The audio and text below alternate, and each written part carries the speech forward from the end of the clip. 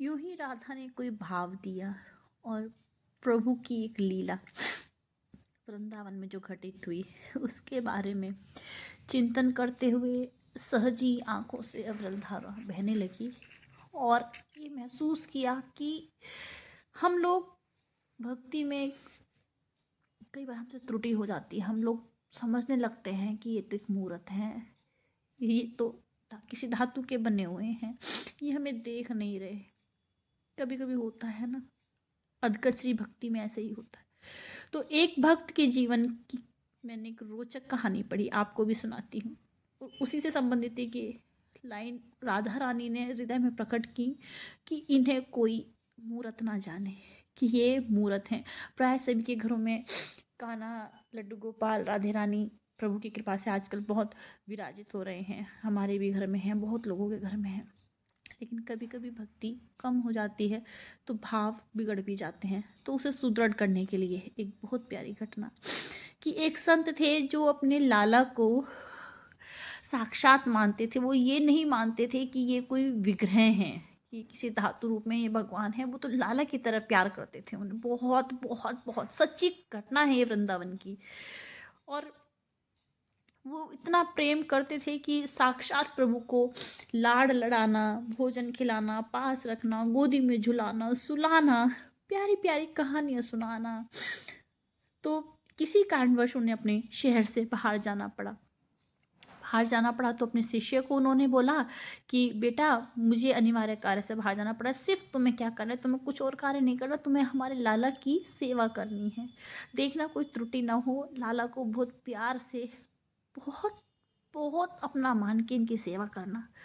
तो शिष्य जो था उसने कहा, जी स्वामी, आपको प्रभु कोई शिकायत का मौका नहीं मिलेगा और मैं जो हूँ बहुत अच्छी तरह से प्रभु की सेवा करूँगा। अब स्वामी जी तो चले गए। अब वो बाहर गए तो कभी कभी शिष्यों के मन में आता है ना कि ऐसी सेवा करें कि हमारे गुरु जी भी हमसे प्रसन्न हो जाए। कहें, अरे वाह, देखो तुमने तो हमसे भी ज़्यादा अच्छी सेवा की।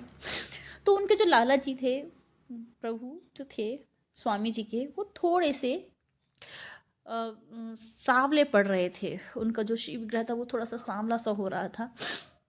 तो उनके शिष्य ने सोचा, गुरु जी बड़े प्रसन्न होंगे, क्यों ना मैं प्रभु का विग्रह जो है बहुत अच्छे से साफ कर दूं, इनको अच्छे से गोरा कर दूं, चमका दूं, जैसे हमारे लाला चमक रहे ऐसे ही भाव आया होगा। तो उन्होंने क्या करा, लेके लाला को पानी लिया, पानी में सर्फ डाला, सोडा डाला और घिस घिस के, और कहते हैं कि लोहे का जूना तक उसने इस्तेमाल किया लाला को निखारने के लिए। खूब घिस घिस के अगर आप सोचें कि साक्षात बैठे हैं और कोई इन्हें लोहे के जूने से घिस रहा है तो कितना कष्ट लाला को हुआ होगा। तो कष्ट बहुत हुआ। तो जो स्वामी जी थे वो दूसरे शहर में जब गए तो जैसे ही वो वहाँ जाके विश्राम किया, लेटा, तो लाला जो है रोते हुए उनके सामने प्रकट हुए। ये कथा एक बार राजेंद्र दास जी महाराज जी भी सुना रहे थे, मैंने उनके भी चैनल पे सुनी थी, आप लोगों को भी मौका पड़ा हो तो। प्रभु जो थे उनके सामने प्रकट हुए और रोने लगे कि बाबा देखो मेरा क्या हाल कर दिया, देखो पापा मेरे बहुत पीड़ा हो रही है, बाबा मुझे जूने से छिल दिया। अब वो जो स्वामी थे, जब उन्होंने ये स्वप्न देखा तो दौड़े चले गए। उन्होंने नहीं देखा कि दिन हो रहा है, रात हो रहा है, रात्रि हो रही थी, बताते हैं कथा में रात्रि हो रही थी, और वो बहुत जोर से भागे।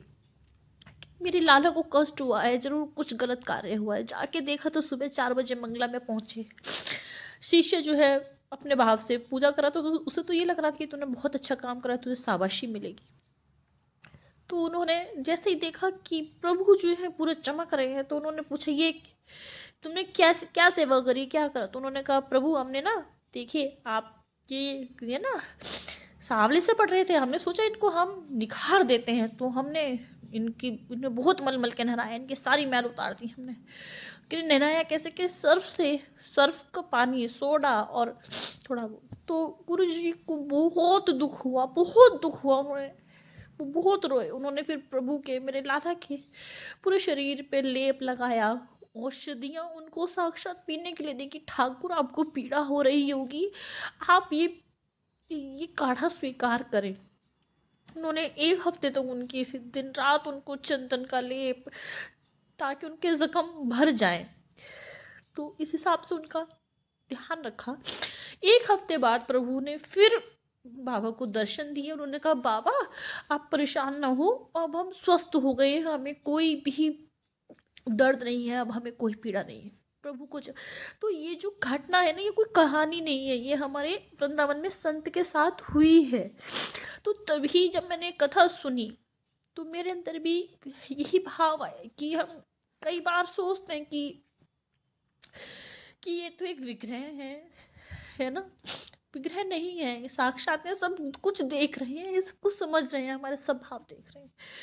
तो ये कोई मूरत ना जानो, ये है मेरे राधे श्याम साक्ष। अरे कोई मूरत ना जानो इन्हें, ये है मेरे राधे श्याम। हाँ, अरे कोई मूरत ना जानो इन्हें, ये है मेरे राधे श्याम। न जाने कैसे जिए कोई बिन लिए इनका नाम, न जाने कोई कैसे जिए लिए बिन इनका नाम। हेरी कोई मूरत न जानो इन्हें, ये है मेरे राधे श्याम, ये है मेरे राधे, ये है मेरे श्याम, ये है मेरे राधे श्याम। विग्रह है। तो आप सबकी भक्ति को प्रभु सदा बढ़ाएं, और इसी तरह की अगर आपको प्रभु की ये लीला अच्छी लगी हो तो ज़रूर राधे राधे लिखिए। जय जय श्री राधे।